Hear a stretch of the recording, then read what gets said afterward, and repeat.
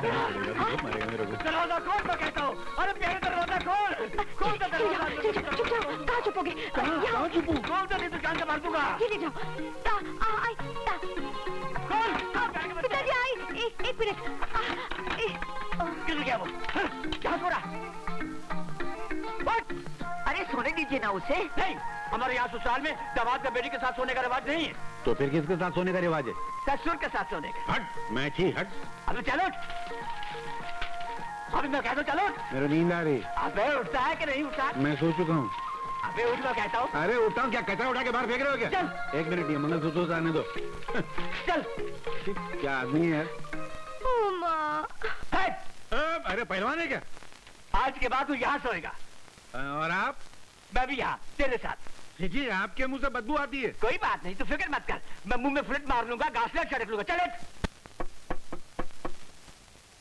कौन है बे? दुर्गा प्रसाद जी, दौलत का भंडार हमारे घर में।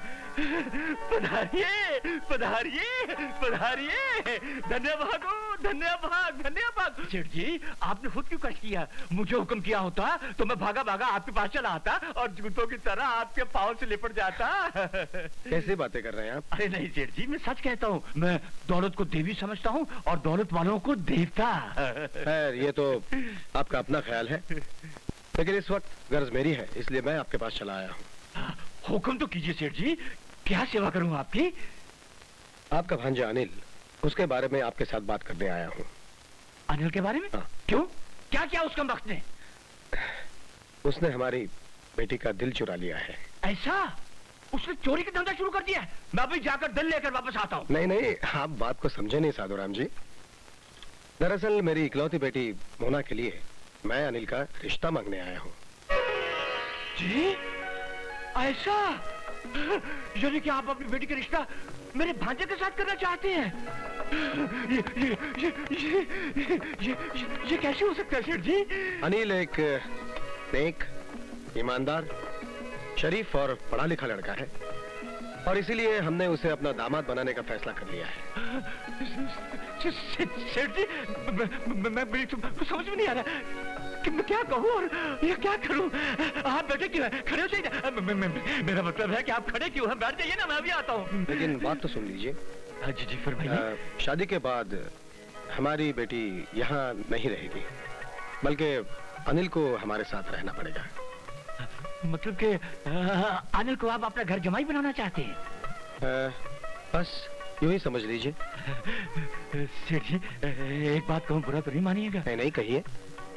इस फैसले के लिए मुझे अपनी घरवाली से जरा राय लेनी पड़ेगी। नहीं नहीं, जरूर लीजिए। हाँ बैठे ना। आजी सुनती हो? सुनती हो? आजी सुनती हो? यहाँ तो कोई नहीं है। चलो अच्छा हुआ, खुद ही नाटक करके सारा पैसा सेठ से वसूल कर लेता हूँ।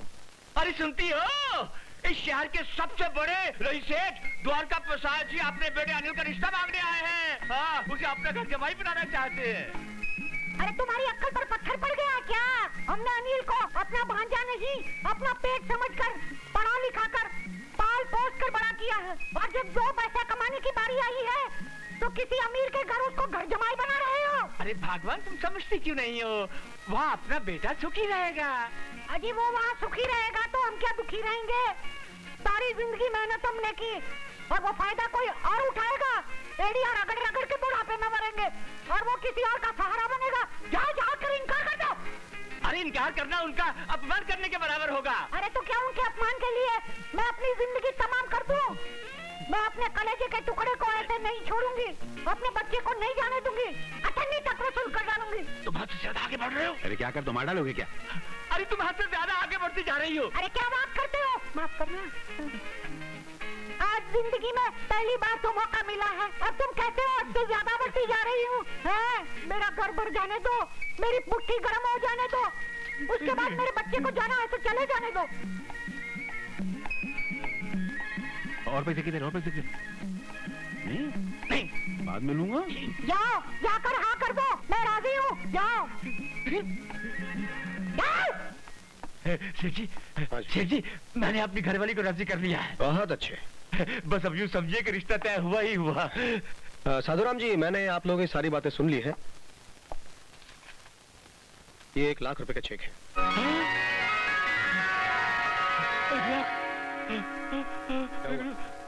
क्या हुआ? क्या हुआ साधुराम जी, क्या हुआ?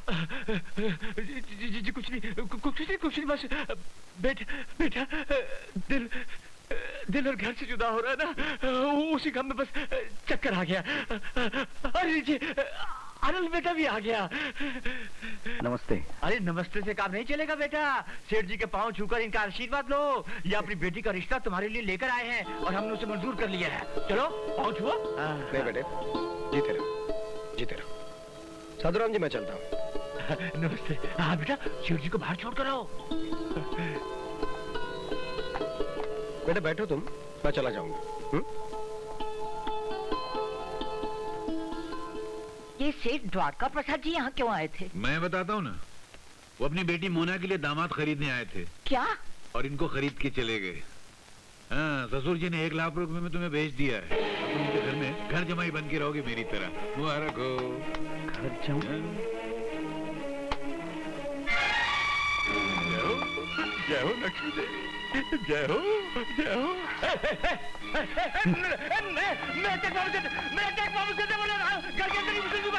डैडी बताइए ना, कौन सी खुशखबरी है? मैं तुम्हारा रिश्ता अनिल के साथ पक्का करके आया हूँ। क्या? ये रहा आपका चेक। जी हाँ, ये 1 लाख रुपए का चेक मुझे खरीदने के लिए जो मामा जी को देकर आए थे वो लौटाने आया हूँ। मैं गरीब जरूर हूँ सेठ जी, मगर बिकाऊ नहीं हूँ। घर जमाई बनकर मेरी खुददारी को नीलाम करने वालों में से नहीं हूँ। नहीं बेटे, तुम शायद मुझे गलत आप मुझे गलत समझ बैठे। आपने शायद ये सोच लिया कि मैं दौलत की वजह से मोना से शादी कर रहा हूँ। लेकिन बेटे, डैडी अनिल बिल्कुल ठीक कह रहे हैं, अपना चेक वापस ले लीजिए। अगर इन्हें यहाँ रहना मंजूर नहीं है तो मुझे ब्याह कर इनके साथ विदा कर दीजिए। ये मुझे जहाँ भी ले जाएंगे, जैसे भी रखेंगे, मैं उसी को अपना स्वर्ग समझूंगी। नहीं मोना, ये भी नामुमकिन है। ऐशोआराम में पली हुई एक रईस इंसान की बेटी को अपने घर ले जाकर दुख और तकलीफ के कांटों में नहीं घसीटूंगा। मैं तुम्हारे लायक नहीं हूं मोना। इसका मतलब है कि तुम मुझसे ब्याह ही नहीं करना चाहते, और अगर नहीं करना चाहते तो मेरे साथ प्यार का ढोंग करने की क्या जरूरत थी?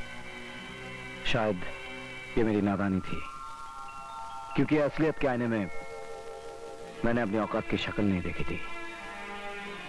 शब्दों का सहारा लेकर इनकार करने का ये बहुत अच्छा तरीका है। अनिल, अगर मेरी शादी जिंदगी में होनी है तो सिर्फ तुमसे होगी, वरना ये मांग जिंदगी भर सुनी रहेगी, क्योंकि किसी दूसरे का हाथ इस मांग को कभी नहीं छू सकता, कभी नहीं। बोला सजीव, सजीव, सजीव, सजीव, बोली मैं इसमें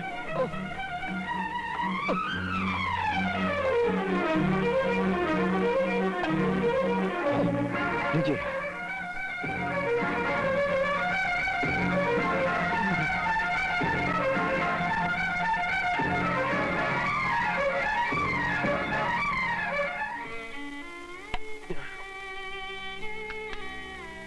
क्या हुआ सच्ची? कुछ नहीं। इससे पहले 2 बार दिल के दौरे पड़ चुके हैं। सजीव, अगर मेरे कारण आपको तकलीफ पहुंची है तो क्षमा मांगता हूं। नहीं बेटे, इसमें तुम्हारा कोई कसूर नहीं। अगर कसूर है तो मेरी किस्मत का है कि भगवान ने मुझे बेटा नहीं दिया। बेटे, मैं दिखने में ऐसा हूं, लेकिन अंदर से मैं बिल्कुल खोखला हो चुका हूं। मेरा करोड़ों का कारोबार है, कारखानों में हजारों लोग काम करते हैं, लेकिन असलियत यह है कि मेरे अपने ही लोग मुझे धोखा देकर मुझे नोच नोच कर खाते जा रहे हैं। जानता हूं, और इस बीमारी की वजह से इन सारी जिम्मेदारियों को संभालने की अब मुझ में ताकत नहीं है बेटे। जिस दिन पहली बार मैंने तुम्हें देखा तो ऐसा लगा कि तुम्हारी शक्ल में भगवान ने मेरे पास मेरा बेटा ही भिजवाया है। मेरे हर दुख को मिटाने वाला, मेरे सारे कारोबार को संभालने वाला। मगर बेटे, अगर ये मेरी दौलत तुम्हारे और मोना के प्यार के बीच दीवार बनकर खड़ी है, तो मैं मेरी ये सारी दौलत दान देकर उस दीवार को गिरा दूंगा। सच्ची? मैं जानता हूं बेटे, घर जमाई बहुत गिरा हुआ शब्द है, लेकिन मैं तुम्हें घर जमाई के रूप में नहीं, मेरे बेटे के रूप में इस घर में लाना चाहता हूं। तुम जैसे बेटे को पाने के लिए ये मामूली दौलत ही क्या, मैं 100 जन्म कुर्बान करने के लिए तैयार हूं। आज आपने मुझे खरीद लिया। इतनी इज्जत, इतना प्यार इस अनाथ को आज तक किसी ने नहीं दिया। आपके इस प्यार के लिए आपका ये बेटा सब कुछ करने को तैयार है बाबूजी।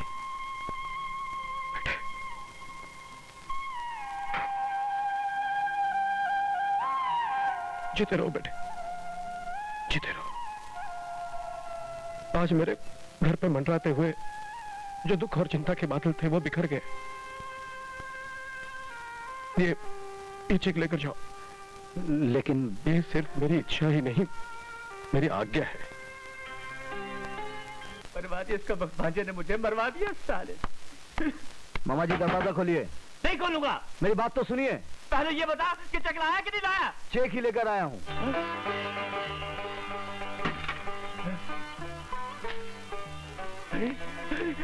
जय हो लक्ष्मी माँ, जय हो जय हो जय। क्या ये? दहेज की लिस्ट। अच्छा, ₹1,00,000 का चेक देखा तो दहेज की लिस्ट याद आई। अभी देता हूँ। ये क्या? Xerox copy. अच्छा, अभी देता। ये क्या? जेरॉक्स।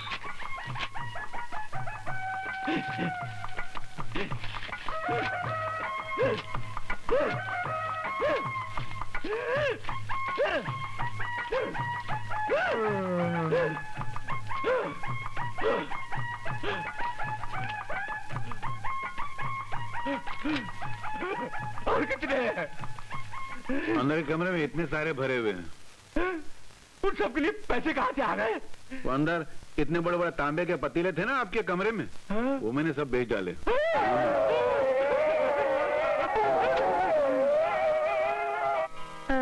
ये कौन है? मालकिन, मैंने आपसे अपने बेटे के बारे में जिक्र किया था ना, ये वही है रमेश। अच्छा ठीक है बेटा, जीते रहो। बड़ा खुददार और नेक लड़का है मालकिन। मैंने बड़ी मुश्किल से इसे शादी के लिए, मेरा मतलब है आपकी सेवा में रहने के लिए राजी किया है। अब देखिए माँ जी, अगर आप मुझसे दिन रात सेवा करवाएंगी तभी मैं यहाँ पर रहने के लिए तैयार हूँ, वरना घर जमाई बनकर मुफ्त की रोटियाँ तोड़ने का पपलू, अब मेरा मतलब है खाने का पपलू, मेरे स्वभाव में नहीं है। It's not my habit. I am a very. Gopal Das ji, मुझे बहुत दुख के साथ कहना पड़ रहा है कि आपके हीरे जैसा लड़का मेरी मोना की किस्मत में नहीं है। लेकिन क्यों, क्या बात हो गई? क्या बाप बेटी दोनों एक हो गए हैं। उन्होंने मोना की शादी उस भिखारी अनिल से तय कर दी है। इतवार को तो शादी भी है। गोपाल दास जी, मैंने जो आपको तकलीफ दी है उसके लिए क्षमा करें। क्यों बापू, बड़ा पपलू फिट करने चले थे? मुझे घर जमाई बनाने चले थे? बन गया ना मैं करोड़पति। निराश क्यों होता है? मैं भी चुप बैठने वाला जानवर नहीं हूँ। कमाल है, इतना खूबसूरत नौजवान बेटा है मेरा, इसे क्या मैं मुफ्त में जाने दूंगा? कम से कम लाखों में बेचूंगा, लाखों में। देख लेना, इस घर की 4 दीवारी में जहरीले पंजों के वो जाल बिछाऊंगा कि तू इस घर का दामाद बन के रहेगा और मैं इस घर का मालिक। वाह बापू, हो तो ऐसा। अच्छा बापू, मैं चलता हूँ। कहाँ जा रहा है तू? उस भिखारी के पास? अरे वहाँ कैसे जा सकता हूँ? तो वहाँ के तो कर्जदारों को मुझे 60-70 हजार रुपए चुकाना है। हाँ, अगर आप देते तो मैं वहाँ पर पपलू फिट कर दूंगा। मेरे पास नहीं है। नहीं है। हाँ तो ठीक है, तो और के पपलू फिट करता हूँ। वो बात ढूंढता हूँ जिसके पास ये हो। कंगाल। देख, तू कहीं भी जा, लेकिन टेलीफोन से कनेक्शन बनाए रखना। मैं तेरा यहाँ पपलू फिट करता हूँ।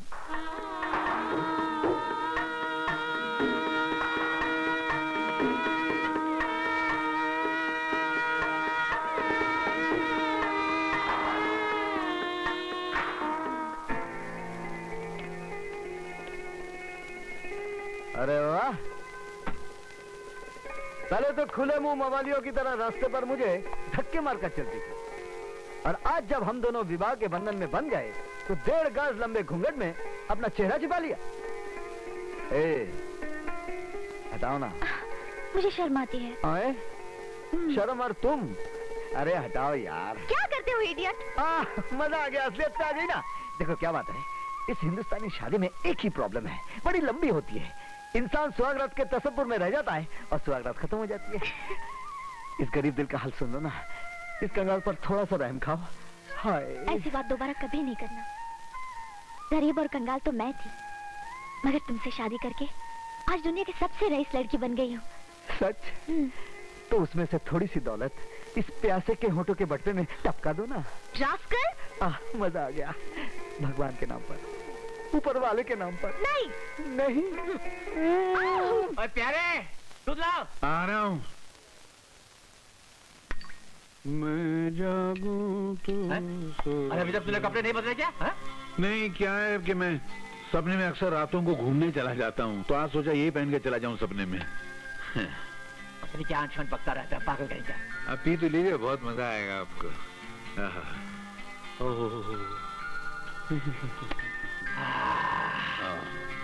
चल चल, लेट जाओ, सो जा। चल चल, सोता हूँ ना। लेट जाओ, सो जा। चल। डांटते क्या को?